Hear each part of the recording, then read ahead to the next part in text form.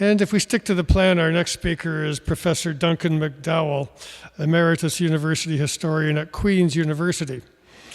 He's the author of many books and articles on the history of Canada, and as it happens, both Brazil and Bermuda.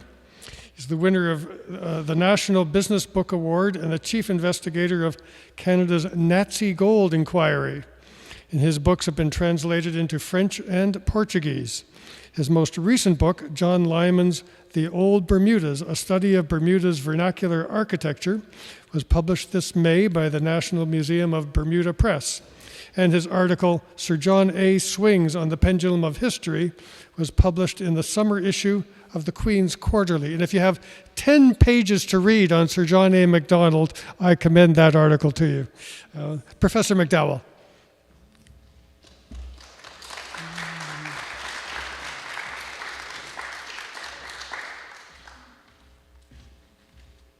Thank you very much.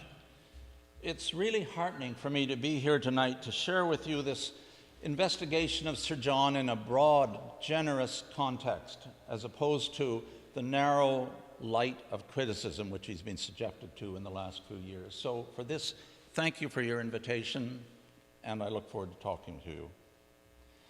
Canada is often portrayed as a young nation, barely 160 years old, a place where immigrants came across the Atlantic to get away from the frustrations and hierarchies of the old world, to write a new script in the new world, based on opportunity and hope. You know, hardly an election goes by in North America to this day that rhetoric of hope and opportunity, my parents came here, etc., we'll hear it again all through the next year in the United States. And of course, there is some truth in it. There's also disappointment in it. Why, after all, would 400,000 people try to get into Canada to this day each year, if it were not that this is a land of hope and opportunity?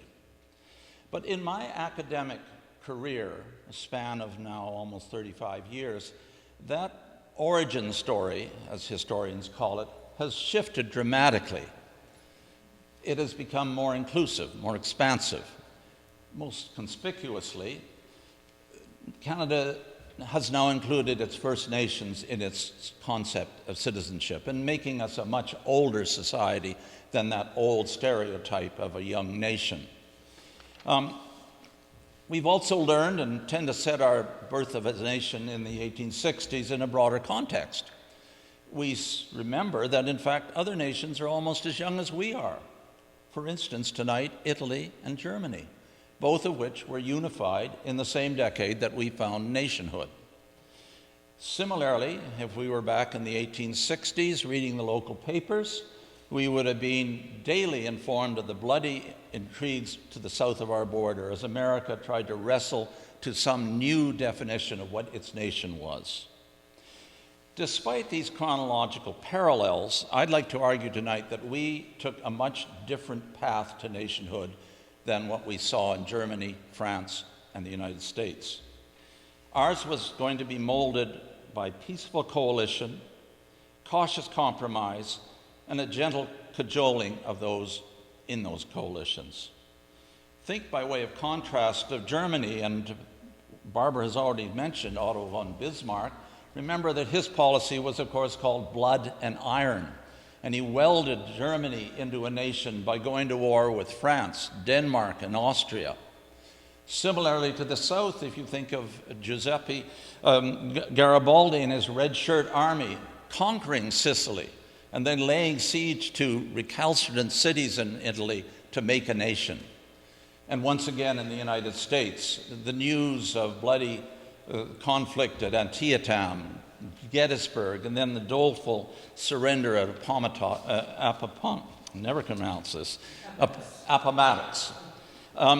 Canada didn't follow that path. We were, in a term made popular by Peter Newman, the journalist, a peaceable nation by birth. Those of a crueler perspective remarked that Canada was not created on the battlefield, but in the committee room. Committee room in Quebec City, Charlottetown, and finally in the corridors of power in Westminster. We were not the first post-colonial nation. Brazil beat us to that in 1822. But I would argue that we set a pattern for post-colonial development that lingers, that mingled the best of the old world, along with some of the worst of the old world, with our own practical, pragmatic working out of a formula for making a nation work in the new world. So I call it a kind of hybrid post-colonialism. And at the center of this, I'll argue, was John A. Macdonald, that canny Scot, and the acolytes he brought on side through coalition and compromise. Now let me just step aside for a moment and say I've been very disappointed as a Canadian in the last few years at the very fast and loose way the term colonialism has been thrown around, along with its first cousin, decolonialization. The term is used very freely and indiscriminately in a rather unilateral way, undifferentiated and often undefined, but basically the bottom line is that it was an evil that has to be eradicated and in fact is symbolic of everything that is dysfunctional in our way of life. Now, I wouldn't argue in certain instances that that's right. Clearly, the process of truth and reconciliation we're going through has forced us to address some of the dysfunctional side of colonialism that we are now shedding. We weren't alone in this. This same spread of colonial racial values and hierarchy, that the white races were better than the indigenous races, etc., is shared by Australia. You undoubtedly read about the referendum. They failed last week. New Zealand, and in their election last week, there was much talk of the Maori Treaty of Waitangi and whether it should be reneged by the ACT Party, and also South Africa culminating, obviously, in apartheid in the end. We in Canada today are, I would hope, dedicated to erasing that kind of smudge of colonialism. However, my point tonight is that this reconciliation is not, as it has been of late, should not be allowed to blind us to the ongoing beneficial influence of other profoundly constructive elements of colonialism. At the core of our society's emergence has been the persistence of colonial guiding principles that anchor our democracy to this day and make it widely envied around the world. Let me just foreground the three things that I think are central to this: the rule of law, the separation of the judicial, legislative, and executive branches of government, and finally, the durability of representative government. And here I want to argue that the installing, the embedding of these values in our way of life was very much responsible, was the product of what I call the Macdonaldian system that we can trace, and the other two speakers have been pointing to this evening. Processes put in place, attitudes put in place by Macdonald and those he gathered around them. There are no glorious battles here, just the steady working out of a Tory mind, respectful of tradition, but increasingly aware of the need for progress through inclusion and tolerance. And I would argue that this Macdonaldian system and these three values I'm talking about are with us today, practiced in a somewhat different way, but still central to the sanctity of what we do in this nation, a genetic code of how Canada runs its affairs. So, where did this all begin? Macdonald entered politics in the early 1840s in Kingston as a young lawyer and soon an alderman. Kingston was a rough and tumble place at the time, but it was very much dominated by an Anglo elite supported by the Anglican established church. The leadership was a high Tory leadership, and we all remember those lectures in school about the family compact and the C.W. Jeffrey pictures of these wigged people who controlled our destiny. That was the world Macdonald arrived in as a young lawyer, and that was very much the Kingston he arrived in. And it was this world that he matured in. Kingston was a town of about 14,000 people in the 1840s. Macdonald immediately realized that it was changing, that like the rest of Upper Canada, it was being overwhelmed by decade after decade of immigration that was submerging the old high Tory attitude. So we had the arrival of Scots, English, Irish in particular. You would be very evident in Kingston. The Irish were arriving in the wake of the famine. And also Americans, late loyalists, coming north. So Kingston was changing, and Macdonald had the genius to realize that the Tory party, if it was to survive and hold on to what they had believed was their God-given right to rule, would have to open up, become more porous, more flexible. And in this sense, his genius for pragmatism begins to emerge. Let me give you a couple of examples. At Queen's was founded in 1841 on a charter of Queen Victoria. Macdonald lent his name. It was good business for a young lawyer to be part of this, sign the petitions, etc. He later would be part of the movement to start the Queen's Medical School a few years later. This was enforcing the Presbyterian fact in Kingston. At the same time, he literally walked across Kingston to the fledgling Regiopolis College, the Catholic school, and worked with the priests there to establish it, and Regiopolis is still with us as one of the longest standing Catholic schools in Ontario. Already, he's learning to listen out of both ears. He is learning in these years to press the flesh. You'll be interested to know that in the 1840s, Kingston's population of 14,000 was supported by 136 taverns. Macdonald, well, perhaps liked to tipple. We won't go there tonight. But he did know that a stop in the pub was the best place to pick up what was on people's minds. And in a city with this mingling and tensions between the Irish, the Scots, the Catholics, the Protestants, this was the way you schooled yourself in the kind of colonial society that was emerging. So Macdonald, in later years as he became Prime Minister, saw Kingston writ large in this nation. Famous phrase he used to describe Canada on many occasions, that Canada was like a string of pearls.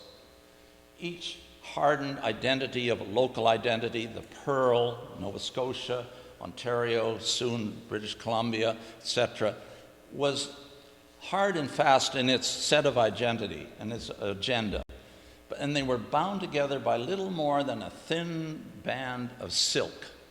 And it was his primal worry that a crisis of religion, language, regionality could pull it apart, just like that, and the nation would rumble away in separate directions. So his career out of Kingston was dedicated to building a political system to protect the values that he saw emerging in Canada and to ultimately build a nation. Now, the 1850s and 60s proved a very treacherous time to try to do this. As has been mentioned, in 1841, the two central Canadian colonies, Quebec and Ontario, Lower Canada, were merged. In the hope, in the case of the British doing this, in the wake of the rebellions, that the growing Anglo population of Ontario could be mustered to submerge the alien identity of Quebec with its Catholicism, etc. That seemed the hope of a majoritarianism in Canada. The problem was you simply couldn't assemble that majoritarianism. Voters were as divided then, or into camps, as they were today. In Ontario, for instance, you had the Tories increasingly splitting between the remnant of the high Tories and an emerging moderate Tory mind. William Henry Drummond taught much to Macdonald. Allan MacNab and his belief in railways and development. These were the sort of moderating values that told the Tories they could find a majority. The problem was there were also damn liberals in Ontario, led by teetotaling George Brown of the Globe downtown here. And they distrusted this residual Tory mentality. So there was unlikely to get that big bloc in Ontario that could move into Quebec and put it in its place. The same was true in Quebec, where you had an emerging division between a blue faction, conservative, small c, highly Catholic, and a rouge, somewhat Republican tradition that distrusted the church and looked to the French example of republicanism as a way to forward. So how out of these bits and pieces was the 1841 system ever going to work, particularly after 1847, when responsible government was given to the colonies? The voters would decide who ruled. The problem was, through the 50s and 60s, it was very hard to assemble a coalition. But Macdonald, amongst really anyone else, perhaps except Baldwin and LaFontaine, understood that if you worked hard with people, Macdonald was a Tory. He wasn't like George Brown, who believed in meeting you, he could raise you up, he could reform you, he could make you a better person. And don't drink, by the way. Macdonald believed in dealing with people as he found them and working with them. And that was his genius. And so we see in the 1860s and late 50s, very temporarily fragile coalitions headed by Macdonald, now reaching into Quebec and aligning himself with the Bleu faction. Cartier, of course, is ultimately going to be the big partner here, and also growing that moderate conservative base in Ontario. But again, like the Spring of Pearls, it didn't take much more than a crisis over religion, language, to blow these coalitions apart.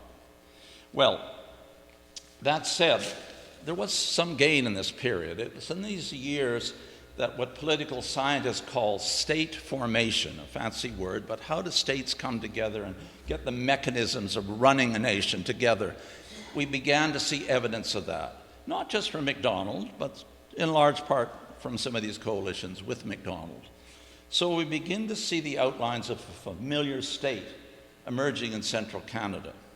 We get railways in particular. And Macdonald was progressive in his personal sense. He invested in railways. I did my MA thesis on Macdonald's railway and canal investments. He bought land in southwestern Ontario, sensing that that was a good play. I won't go there with Premier Ford, but in these same years, railways, the common school system emerged, thanks, I might add, to Edgerton Ryerson, something not often mentioned. We got our legal code. We got the first cut at corporate law. Joint stock companies were permitted, and prisons, and a rudimentary civil service. So we're beginning to see the beginnings of a state. The problem is, for Macdonald and some of like-minded people, is that the political system is too unstable to support it. Macdonald's ambition, therefore, was to grow the Conservative Party as a centrist party, an omnibus party in which people could affiliate along these broad sort of levels and at the same time stay away from the divisive issues. Well, we know that in 1864 the system became so dysfunctional, so deadlocked, no government could stay in power. One of the problems was that if you formed an administration and appointed you to cabinet minister's position, you had to step down from your seat and run again to be reconfirmed. That, of course, heightened the instability. Well, finally, in an act, I think, of great Canadian statesmanship, Cartier, Macdonald, and George Brown buried their differences, especially with Brown, and formed the so-called Great Coalition, which, as you know, carried Confederation.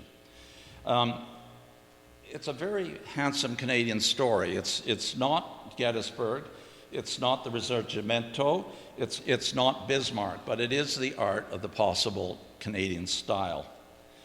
So I won't go over the details of that. I think we're familiar with it, but we get the BNA Acta in 1867, which has been mentioned in the previous two talks, had all sorts of things embedded in it. But what I want to emphasize that what was embedded in it were these three central values that come through from colonialism and find utility after Confederation. Responsible government. Right, as Patrice has pointed out, we have a majoritarian government. Luckily, we only had two parties in effect. So you were going to get a majority, although, as you pointed out, Nova Scotia voted almost immediately to get the hell out of Confederation in 19 of 20 seats in the 1867 election, I believe. But majoritarianism would stay in place. Secondly, the rule of law was embedded in the BNA Act. Macdonald had foregrounded this by acting as Attorney General in those pre-Confederation governments and personally deeply believed in it. You may know that in 1838, in the wake of the rebellions, he defended Niels von Schultz, one of the rebels who had been caught, was undoubtedly guilty, but Macdonald believed he deserved his day in court and defended him, even though he found his values abhorrent from a Tory point of view. He lost the case, and von Schultz went to the gallows. But I think this shows you his early commitment to the rule of law. And the other aspect of this was, of course, the strict separation of the three arms of governance in Canada, which is very much evident and carried through. Section 91, as we famously know, is the peace, order, and good government clause that, once again, like Canada being a young nation, is installed in our mythology of what we are about. Now, Macdonald's pragmatic leadership of Canada over the next 3 decades was designed, as I think was very strongly hinted in the last talk, to craftily preserve this and slowly extend it. And Patrice's advocacy of Macdonald's slow progressiveness on the franchise issue spoke to this. It's no wonder that he acquired the nickname of, many nicknames of course, the Old Fox and Old Tomorrow. He knew you couldn't hurry this political culture along because the pearls might separate.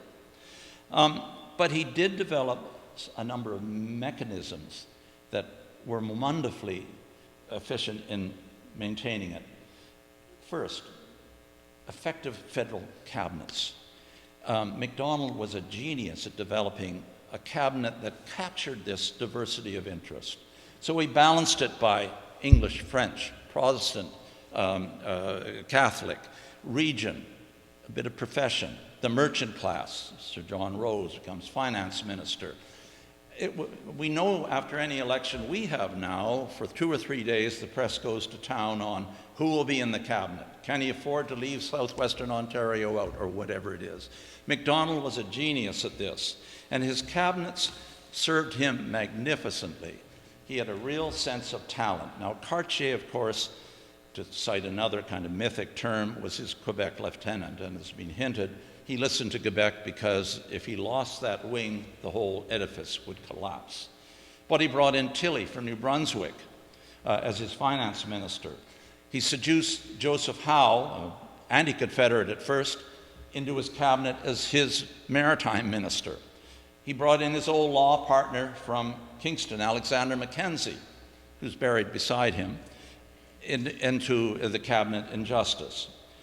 In later years, when Macdonald would go places and cut ribbons and sign guest books, under who he was, he would write cabinet maker, a play on words, that he could construct a cabinet that worked. Now, Macdonald also proved other skills. As has been mentioned, he wanted free trade. Those 40s and 50s, we had had a free trade, a very successful one, agreement with the United States. But for various reasons, the Civil War, etc., it was not reconfirmed. So when a deep and persistent recession hit the Western world in the late 19th century, Macdonald, as we've been told, went to Plan B. And with Tilley, he brought in 1879 the national policy, a policy of protectionism that would last for over a century until Brian Mulroney took it apart in the globalization revolution of the late 1980s. You might note as you read the editorials these days that the world is tending back to protectionism, or home porting as they call it. Macdonald put us in that bracket, supplied the infrastructure to go with it, the CPR railway, he built the intercolonial to Halifax, and made the nation start to work as an integrated whole. Now, there are many other things he did, but I'll just leave you with the cabinet and an aggressive protectionist policy. Now, in all this, Macdonald was no saint, as has been hinted. He lubricated the loyalty of those who would follow him with generous doses of patronage and nepotism. Senator Hickey of Truro, a Tory, once fawned over Macdonald, saying, "Sir John, I'll be loyal to you, whenever. And Macdonald said, I want you to be loyal to me even when you don't feel like being loyal to me. He used patronage because it was a dollop of material progress, reward, that rose above what language you spoke, what faith you believed. It allowed you to be materially bonded to the new nation. It's not pretty. Jeff Simpson has argued that it became almost a pollution, but it did work, and he was a past master of it because it etherized division in the nation. There were also rough patches for Macdonald. As it was being mentioned, he got through the 1872 election, but then was caught off base with the Pacific scandal, where money was spread around Quebec to buy votes to secure that Quebec wing. In 1874, he would lose that election. And what's remarkable, when I talked about the rule of law and responsible government, he went into opposition. He didn't deny the loss. He went into opposition and moved on. Similar, that 1874 election, he lost his own seat at Kingston when his manager, his riding manager, was caught spreading money and booze around those taverns of Kingston. And there was what was called an election trial in which he was dethroned, and would go on later to represent a seat in Manitoba and one in Victoria, of all places. Similarly, he respected the separation of the courts from the political wing. So in the late 19th century, when his cherished view of a strongly centralized Section 91 view of Canada came under challenge from all people, his former law student, Oliver Mowat, now Premier of Ontario, Old Man Ontario, Mowat wanted to pull power back to the provinces, culture and civil rights, and went to the courts. And the courts tended to back him to deliver power back to the provinces.